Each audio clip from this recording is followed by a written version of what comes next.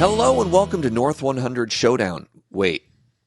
Hello and welcome to North 100. Was that genuine? Yeah, dog. I just slipped out a Canadian Highlander podcast. It's because he wants to showdown. He's fiending to play Magic. Somebody in the comments on a previous North 100 podcast, because I started off with they like missed the cadence of North 100 Showdown, a Canadian Highlander. They had some line for the podcast that followed that rhythm. Oh, neat. Okay. And I forgot it. But I was kind of channeling that energy, and so I just screwed up the intro. If you are watching this and made that comment, go ahead and repeat Post it again. You're fine. I'm not going back. Yeah, we liked it enough. We want to read it. Not enough to remember, just that it existed.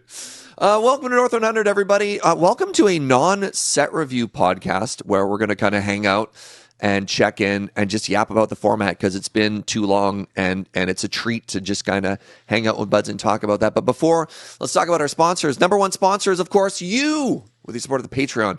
Patreon.com/loadingreadyrun. You're the reason we get to do all of this. Please help me hire a writer so I can come up with a better intro. If you see any cards that we talk about today, you just want to buy your singles for Canadian Highlander in general, cardkingdom.com/LRR lets them know that we sent you. Ask for a button. It'll be cute or funny or haha. And of course, put your good cards in good sleeves. The best Dragon Shield. At checkout, LRRMTG 5 will get you 5% off. Hi, I'm Serge. I got a Nelly. Hey, I'm here. We got a Wheeler. Oh. You okay? Yeah. Cool. Today on tech, we got a Paul. Hello. And because it's not a set review, we're going to bring back some old bits that you know and you love, including the best card you're not playing.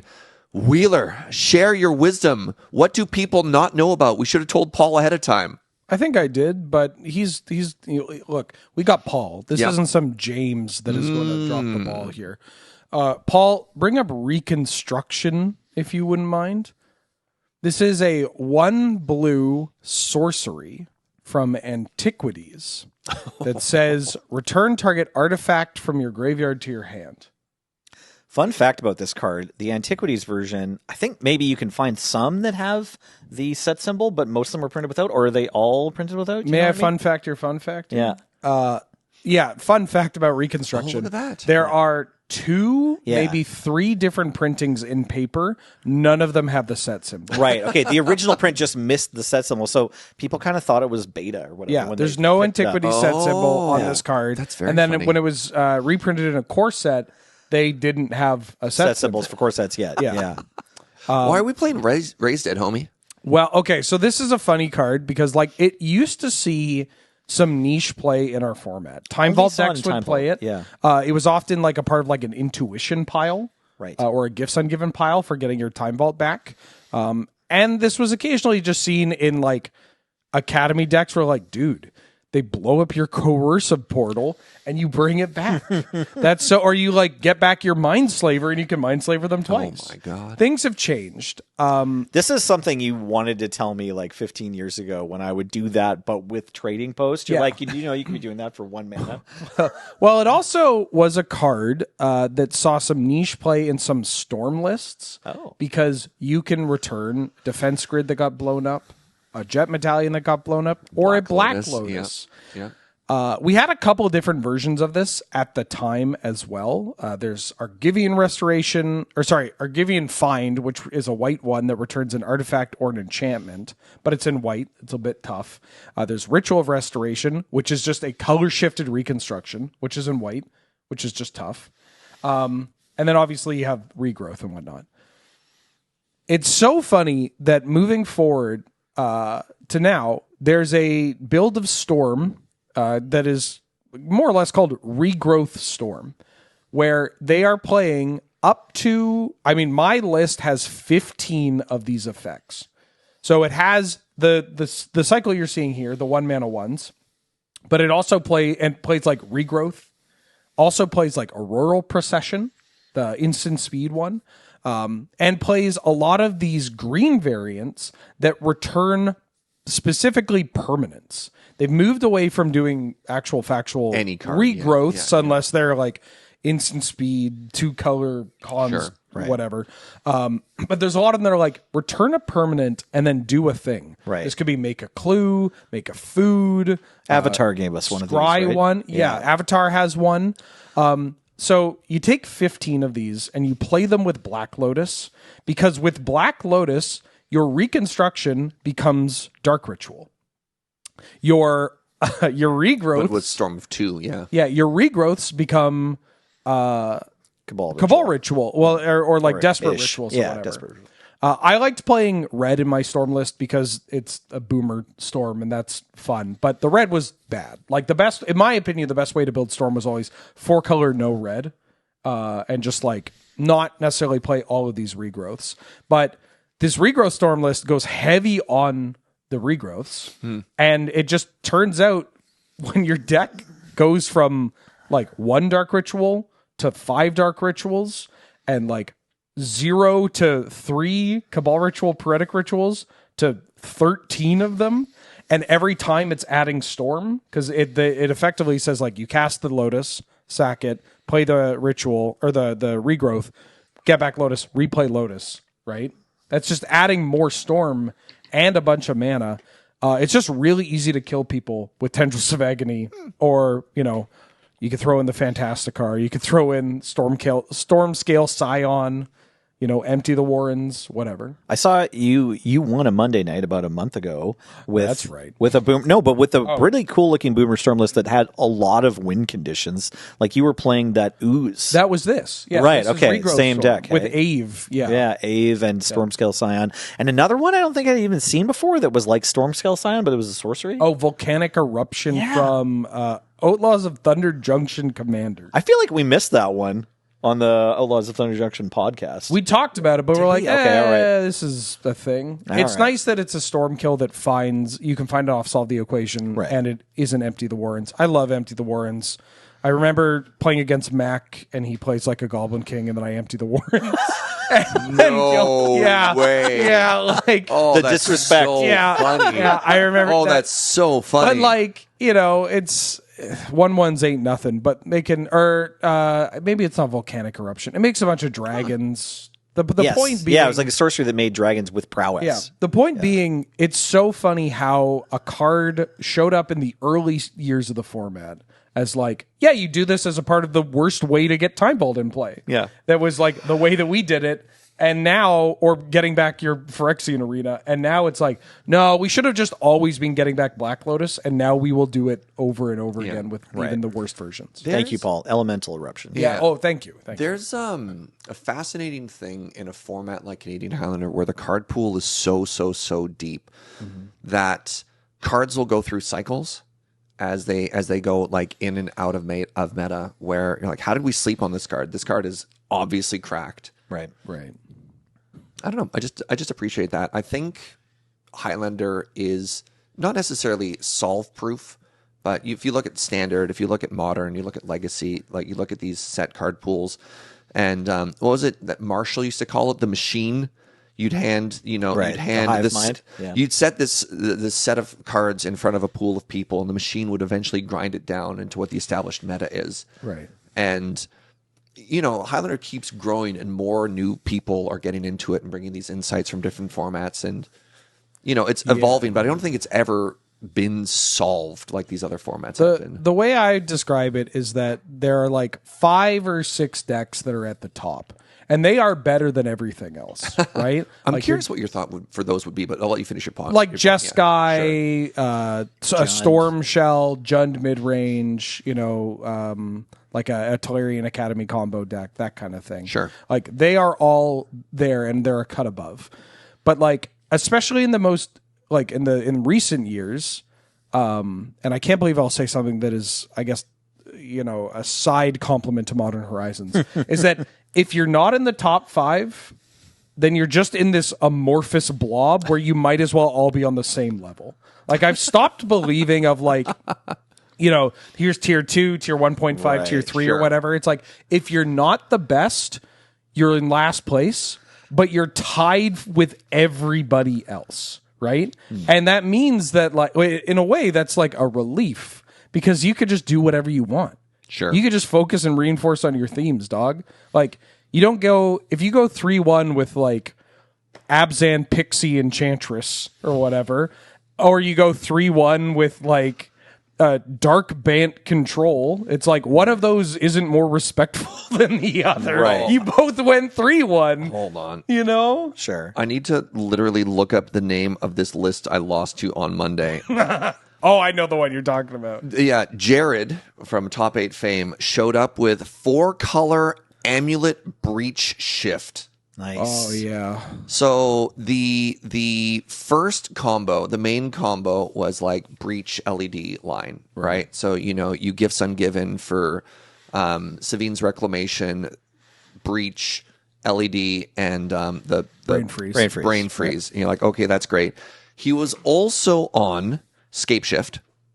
Great. Oh, yeah. He was also on Oath of Druids, with the only creature in the deck being Lumra. Oh, yeah. Lumra. Oh, get your Lumra lands back? Yeah, gets all your lands back, which might just kill you with Valakut and lands, but could also accidentally mill the whole Breach combo in the deck, so you could just win through like Breach, Brain Freeze, and stuff like that. And then also, because you have all these lands that are coming to play, it also is on like an Amulet plan. Okay. I'm just like, what is this? What is this list? See, this is beautiful because this is literally what we were talking about with Reconstruction. Because we were doing this, God, what year is it? We were doing like 15 years ago, where it's like, no, dude. So you oath your entire deck, but then you flashback Memory's Journey, Your only hits are right. E-Witness or Emrakul, because if you hit E-Witness, you get back Replenish, and all your enchantments are in your deck. You mill into Ancestors Chosen, and you gain 60 life. And then your opponent can't kill you before the round is over, because the scariest creature in the game is Jackal Pup. Oh, God. Yeah. Anyways. Yeah. I cut you off on stuff like that. So, welcome to our check-in episode. Yeah. And the first rough topic I want to do is, how you doing? Have you been playing Highlander? How you feeling about the format right now? God, this format's good.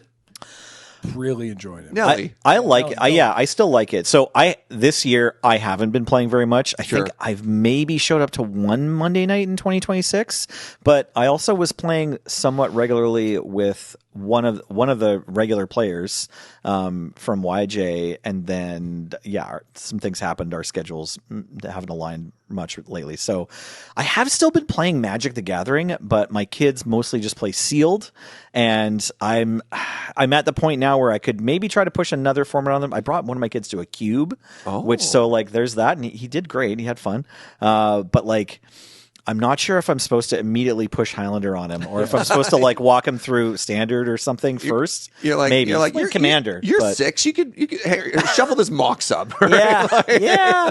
Maybe I'm making some proxies, and we're just having some proxy Canadian Highlander lying around on the table, so that it doesn't matter if it gets like cereal on it. You should bring home the proxy RDW. We have the whole the Greg chilling? Van Horn top 8 red deck is here, and that would honestly be. I'll take it. So dope. Sweet. Do it. It's like I have been playing Magic, but I haven't been playing a lot of Canadian Highlander. My situation right now is kind of fun, because I realized on the way in here today, I was like, oh, we're gonna have a check-in episode. I am one of the people in the comments that doesn't play this format anymore, but watches every episode of North 100 Showdown. Brother, there was I'm watching every single one, especially over the pandemic and immediately outside of the pandemic. I had imposter syndrome for making all this content about Magic that I didn't have time to play. Right, and then I've worked really, really, really hard since then. I'm going to be honest.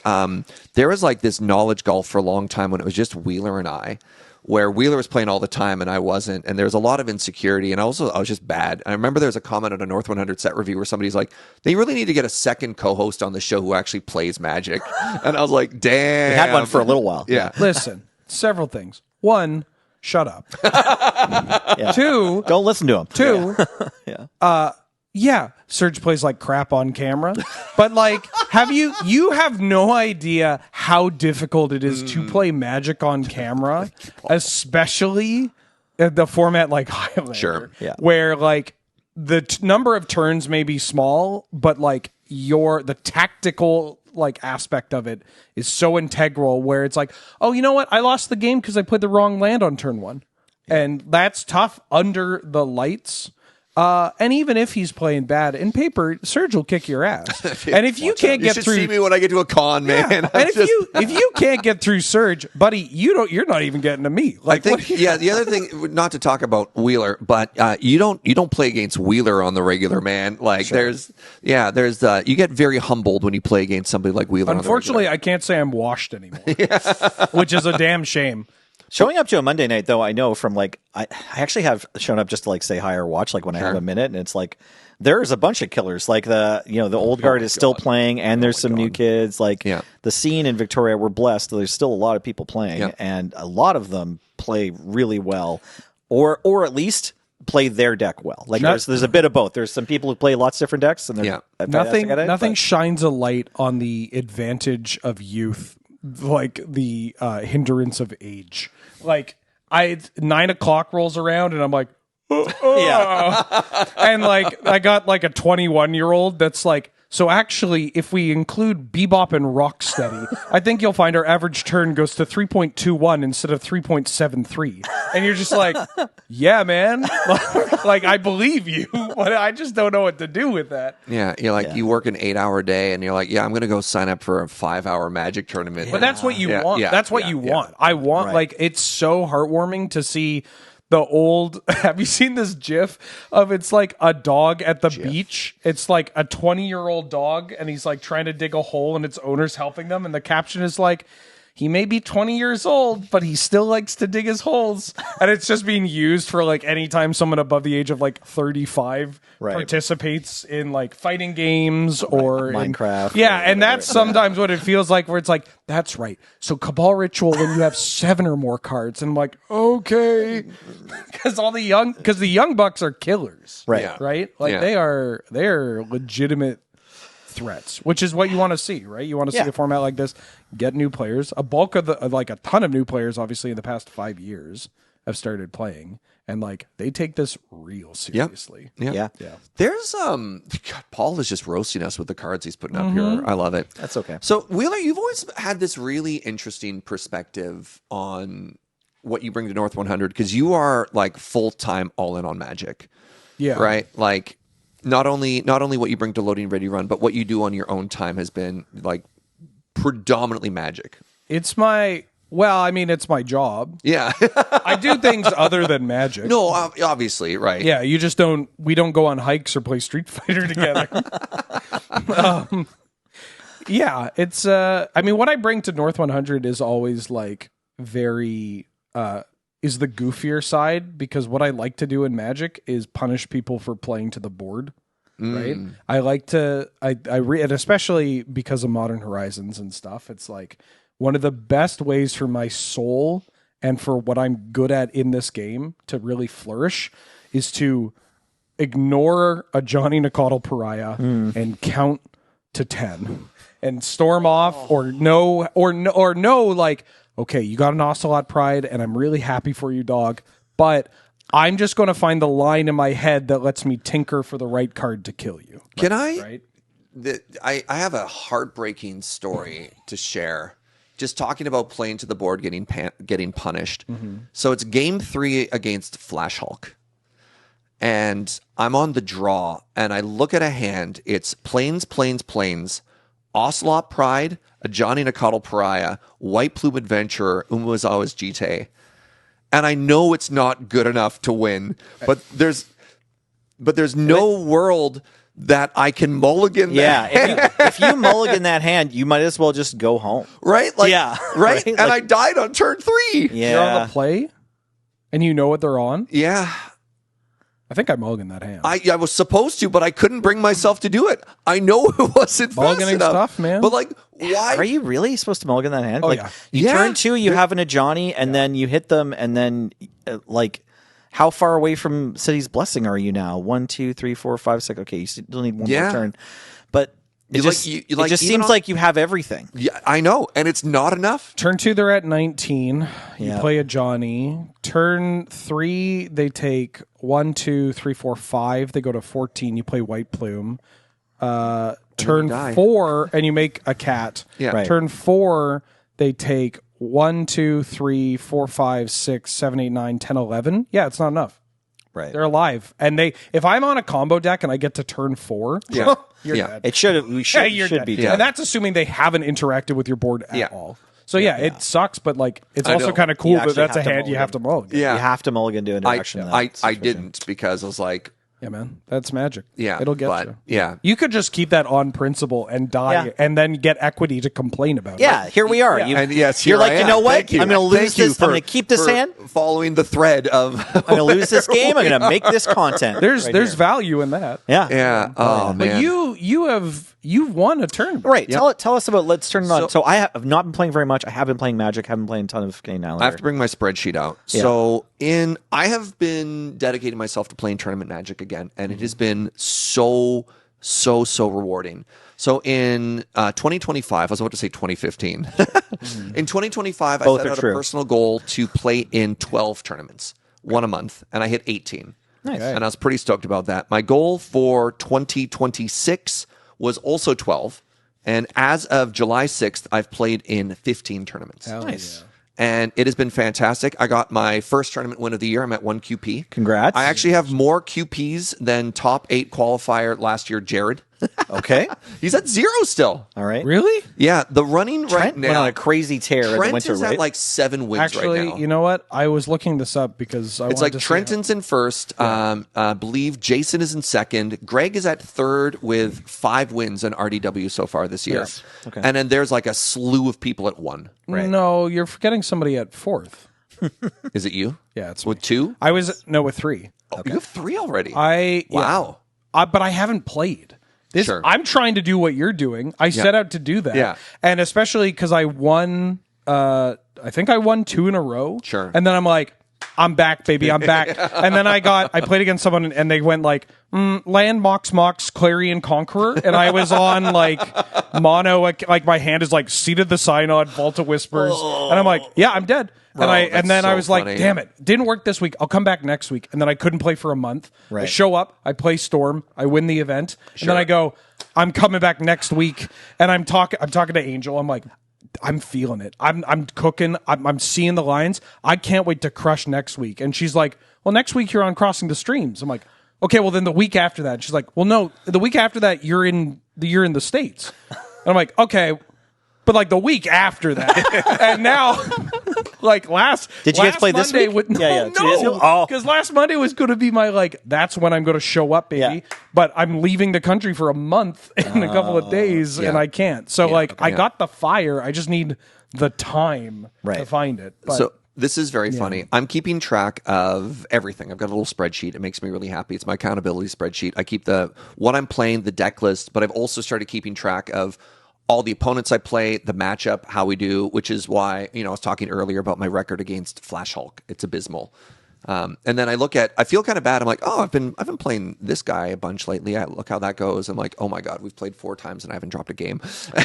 So there's these very interesting matchups of like what's favored, what's not favored, and so on and so forth. And I wonder how much of it becomes psychological and how much of it is just like coincidence and stuff like that. oh yeah, And you've been playing White Weenie like almost exclusively this I've year? been playing or? a lot of D&T. So this is funny. D&T, my record this year is 19 wins, 8 losses. that's Not bad. good. Not bad. It's more than Pretty nice. 50%. Yeah. Yeah, or way more than 50%. Yeah. 19 wins, 8 losses. Close to 75, right? Yeah. My win record on everything else I'm combined. just saying. I'm just saying dire. the best Magic player in the world at the Finkel at the time. Yeah. His win rate was like 71%. Right. And that's that's against wild. Yeah. other pro players. Sure, That's sure. obviously a different story. 55 is like a really big deal. Every other archetype, I'm 8 and 15. Oh hell yeah! Sure. Well, you got to pick a lane, man. Because sometimes I'm like, okay, we're playing Friday Night Paper Fight on Friday. I'll just bring the same deck in and see how it goes. So I'm like, man, my tempo, I'm like 3 and 5 with tempo. Right? Tempo's tough. Yeah, I brought that Cradle. I brought that like 4-color lands deck. I'm 2 and 4 with the lands deck, the Cradle deck, and sometimes you get 0-2 drop. You're like, I'm not going to bother fighting it out and stuff like that. So yeah, it's been a very fun year. Yeah. And yeah, like we said, we got the win. I've been experimenting. I started with a lot of Boros and Tempo because I think Boros and Taxes, pardon me, because I think Blood Moon is just a very very good card to punish these like greedy 4-5 color combo decks that are doing stuff like that. And then I decided that I want to try and get more experience playing like very pure Death and Taxes. So I've been on mono white. And yeah, I'm 6-2 on the 2 back-to-back Mondays with just mono white D&T with a human sub theme. And that feels really good. And then, yeah, the idea of like, well, now that I'm doing all right, maybe I should start playing, bring something else to Monday. Like, I don't know, man. Maybe just be disciplined, stick to it.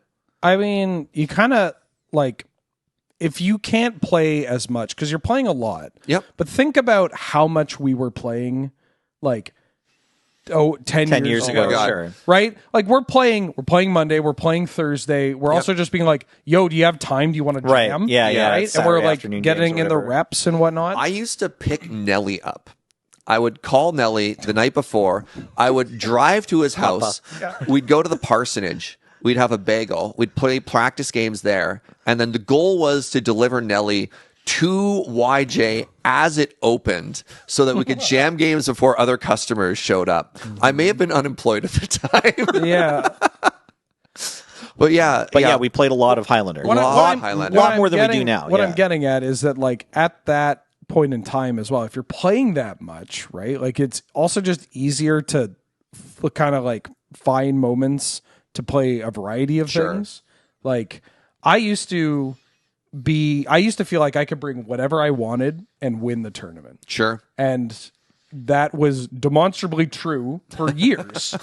And I've been like, look, I not gloating or whatever, but like the QP, proves that was true. Sure, you did quite And then at some point I was like, I can't win if I'm not playing this deck or this deck or this deck. Like, I just can't bring some like stupid Abzan creature combo and win. And it's I wanted to bring stupid creature Abzan combo. And Damn like it. a part of it is like the skill set of what is good in Magic and what you need to prioritize has changed a lot. The power level of certain cards, like how much time you have to play and the interest and whatnot. And like, so I think it's fine to be like, man, I'm just going to really hone in on Death and Taxes. Sure. Right? Yeah. Be like a specialist, a character specialist or whatever. Right? Yeah, but if I make it to the top end, then people know how to hate me out. No, that doesn't matter. Buddy, that don't matter. Yeah. Sure, yeah. Let them. Let them pack their hate. You know what happened when Robin was playing Storm and he gets to the top 8 and everybody's like, he's on Storm. I got to pack anti-Storm cards. He won that tournament. Like he won with Storm. Yeah. It turns out if a deck is good and stuff like that. So you raise an interesting question, which is, we're older, we're busier, we don't have as much time to play stuff. We have this ridiculous feast of new sets. Yes. That's been coming out over and over and over. And I know for myself personally, I'm in this really tricky situation where all these new sets are inspiring me to make new decks that I don't have time to build and I don't have time to play. Right. And that like debt builds up over time of like, I really wanted to revisit this. I remember somebody at YJ came up to me and they're like, hey, you always talk about, Abzan Recurring Nightmare on the podcast of like this archetype that you love. I've checked the VODs. You haven't played it in like 4 years. Yeah. Yeah. And I don't know how to reconcile that. So I guess the question I have here is like going forward with all these new cards that have come out, is there anything you're hyped to look at or to play or to brew around? Like what's the rest of the year look like for you? I still haven't played Affinity Krang and I'd like to, but I'm also like I like the idea of the card and I love that there's all these new affinity creatures now and you can just play like, Grixis artifact aggro. But at the same time, I'm like, tragically, this deck just isn't good, right? Like it's Matthew Greer will kill you with it, man. Okay, fair enough. Yeah. You just have to mulligan to your Moxes, I guess. I don't know. Yeah, he showed me a list. He's on blue-red, basically like battle bots. Okay. With also a welder surveillance combo in there as well.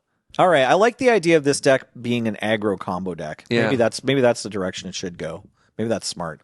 I was just trying to be like an aggro value deck. Sure. But maybe if you're like, you play a bunch of affinity creatures to hit them. But then if that's not good enough, also you just, fabricate up some kind of combo win. And that's okay too. Yeah.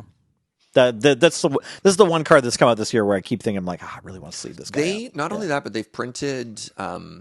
There's like in Avatar. Was it Avatar? There's like a 3/4 for 1 flyer or 3/3 for 1 flyer that came out. Because when I say one, I mean it's an affinity card. Right. Like every set so far seems to have like a heavily discounted. You mean Aether Drift? Was it Aether Drift? No, even more recently. Okay. Was it Ninja Turtles? There's Ninja Turtles that's 1 blue for 3/3. Yeah. Yes. Yeah. Right. Utrom monitor. Yeah. Yes. But there was one from Aether Drift that is 1 for a 3/4 flyer. I've played the deck that recently. I do have one of those. And then Marvel Final has Fantasy had the Valkyrie, whatever. Right. Marvel has it's not Affinity. Ultron as well. Yeah. Well, it does have Ultron, which is kind of dope, but it also has the Ironheart. Yes, Ironheart improvise. Improvise, and gives everything else improvise too. So like that is the most recent set at time of recording. So I haven't played that one yet, but that's okay. But yeah, I haven't played Krang either. There was from Spider-Man. There was the equipment that auto-equipped if you cast a creature that was like 5 or more. Oh, I don't know Doc which one you mean. Ock's tentacles. Oh yeah, right. We talked about the Doc Ock tentacles in the set review, and I was like, oh, that'd be so dope. I played it. It wasn't. Really? I played it in Affinity. I'm like, wow, my 4/4 is an 8/8. Oh, it got blocked? What do I do? What do I do now? Right? Yeah. There's only 1 mana. Okay, I have. You know what? No, wait. I have played this card since then. So maybe, just barely. Okay. My most recent time on Affinity was longer ago than and that was only 3 weeks ago, dog. Right. Yeah, That's exactly. That fast. This is a year. This is a year. Yeah. Which is also wild to That's think weird. about. Yeah. So many sets ago, and yet it feels like It's been a year. Yeah. Yeah. Weird. Yeah. I've been obsessed with Pixie. Right. I'm going to Pixie Post right now. Good. Sure. Paul, can we Go pull off. up Nurturing Pixie, please? So this is a deck that is kind of based around. It was a standard deck. There was a standard deck that got banned and it got banned out because it was. Bleh. It was they're still playing. It just works. There are still Pixie versions that play differently, or there are there's versions with Pixie. In standard, they play differently. There's a Dimir version that focuses on some of the bounce cards as well. And then in Pioneer, there's also a Pixie version and a Dimir version and an Esper version and whatnot. Right.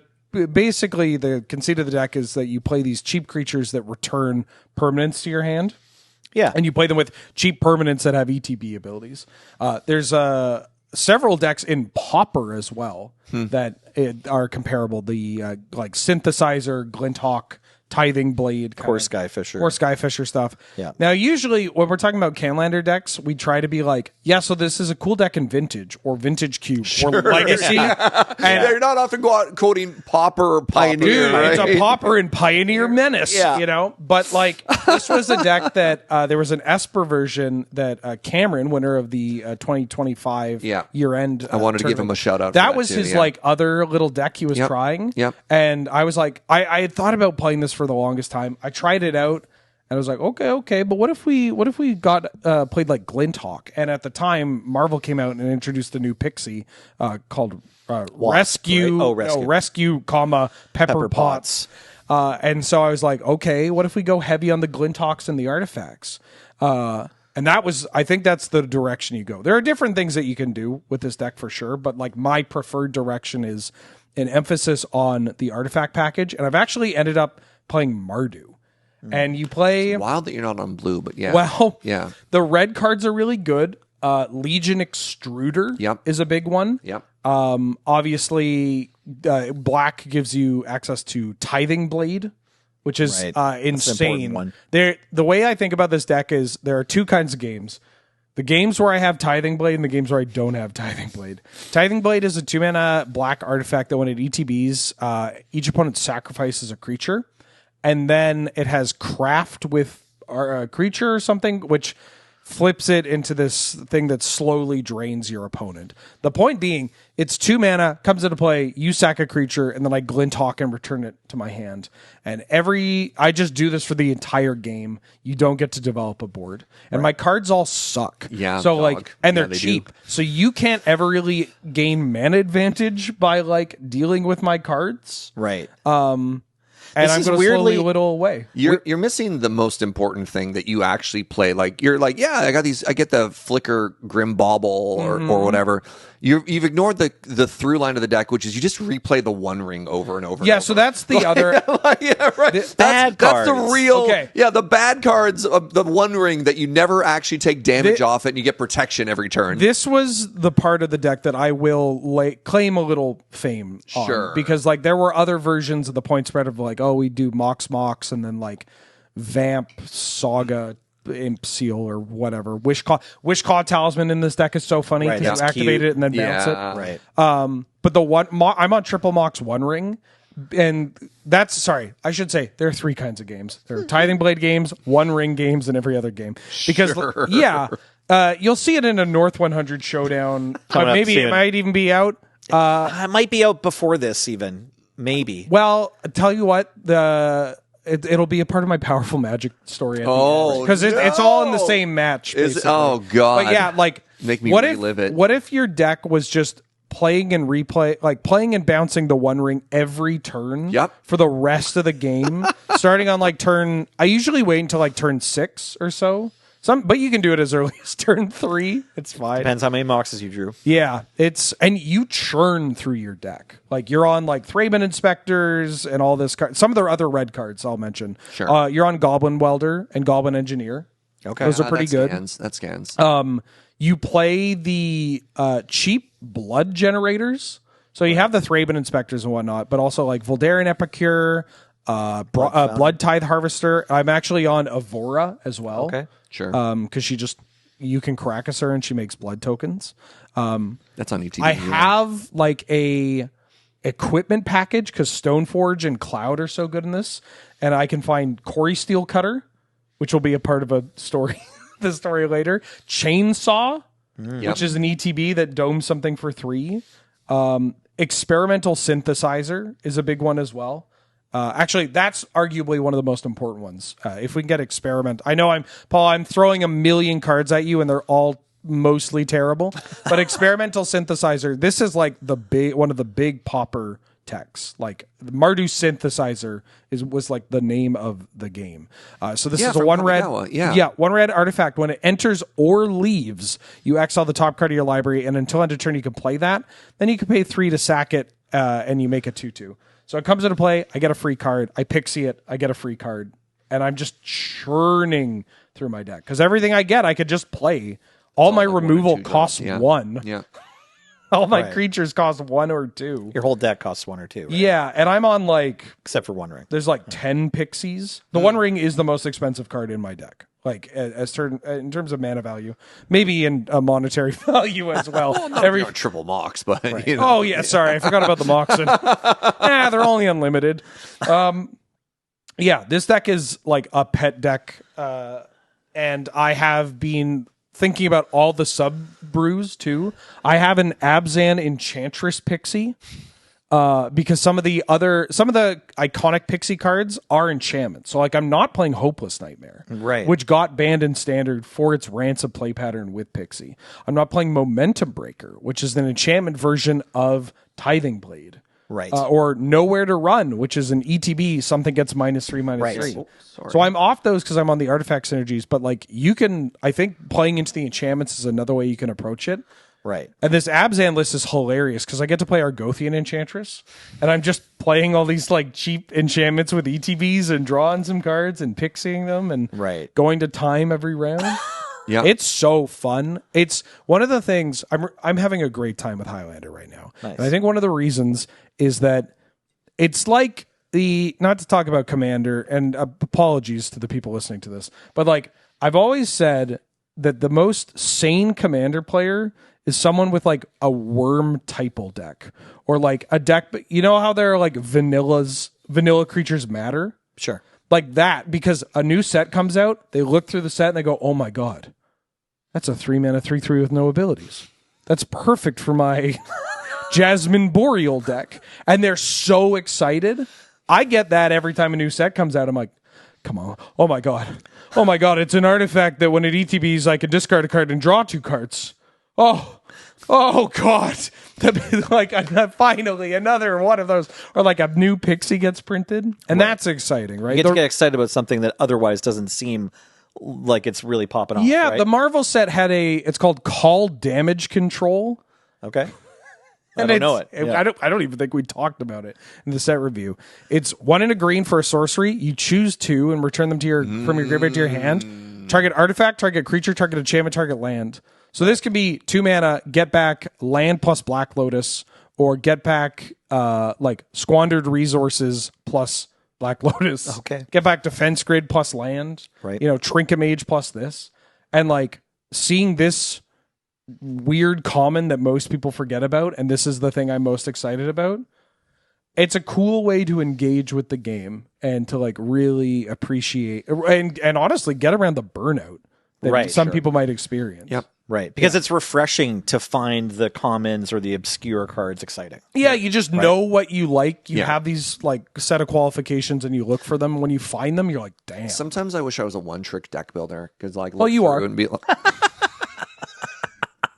yeah, but I like to think I'm not. All right, I like to think I'm not. I know that feeling. Yeah, because like Mac. All right, how many goblins are there? Yeah. 3. How many do I want to buy? I guess I'll pick up all 3. Like, right? Yeah, I mean, when Greg looks at a new set, just being able to be like, all right, color red. Yeah. Sort by. Yeah, exactly. All right. Any final thoughts on this? On this being the state of Magic Highlander for yourself personally in the year 2026? I want to grab that proxy deck to bring home to my kids.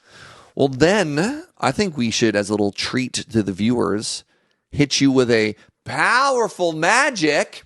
Ba-da-ba-ba-ba. Bo. We're going to get sued by McDonald's. Thanks, Wheeler. Again? Yeah. Right. Wheeler, tell us a story of magic. Whoa or whoa. Okay, so I'm playing Mardu Pixie. And this is my first foray with the deck. Like, I'm trying it out. So far... And where are you? Is this Magic Online? Are you at YJ? I'm at Wizards Keep in Kent, Renton. It's in Washington. Okay. I'm in Washington Seattle. State. Sure. Shout out to Wizards Keep. They're hashtag not sponsored because they're just an LGS in the States or Dope. whatever. But Okay. like, very nice store. The people are great. Okay. And shout outs to that community. Cool. And we're just jamming. There's like a reasonable amount of people there, like 13 people, 14 people or whatever. Great. And this Pixie deck is doing the damn thing. I just one ring looped my poor Jund opponent into the dirt and picked up the W from there. And I am playing against a 4-color Oath of Druids control shell. Like a real sicko, like I'm oathing into Emrakul and Valgavoth, and I'm just like playing Okos and Wrenn and 6s into fairies and Hell yeah. balance and stuff like that. Okay. And this is my third and final match of the evening, and I'm 2-0, and I'm riding high on Pixie. But I'm thinking this might be a tough matchup. And at some points it is. I do drop a game, although admittedly, I drop a game after my opponent attacked with Emrakul, I think twice, and I still survived. Whoa. I just had enough stuff to sacrifice to Annihilator. And then you just block. And then block. I blocked, and I just gained enough life over the game because my deck's, stupid. Sure. And so we're in game 3, and I'm like popping off. I have so many things, like my table is unruly, but it's almost like I have too many cards because I'm at the point where I have a lot of reactive cards, but my opponent's just kind of playing things, and I'm like, do this, and blow up that, and I'll deal with your Oko. Like, I can never get into a point where I'm like really attacking them. Right. I'm attacking their board so that I don't die. But every draw step puts them closer to playing like a big sweeper kind of card. Okay. I finally grind them down to like a low enough amount of cards in their hand where I'm like, okay, I can start attacking them because that's a real issue. I need to kill them. And then they like cast a Mystical Tutor, and I'm like, uh-oh. And they find a board wipe, and I'm like, understandable. I have about 10 creatures in play. They're all 1/1s, but I got them in play, right? And my opponent draws this Wrath, plays this Wrath, and passes, and I have 0 creatures in play. Okay. On their end step, I end up going Night Nurse, return a Samwise, return an Ambrosia Whiteheart, trigger my Corey Steelcutter, Ambrosia Whiteheart, bounce back. What was I? I bounced back the Night Nurse. Sure. Night Nurse to get back, I think like a Pixie or whatever. Right. Activate Legion Extruder. Like I went from. You just put all the creatures back into play? My board, I don't know how, but my board was better after the Wrath effect.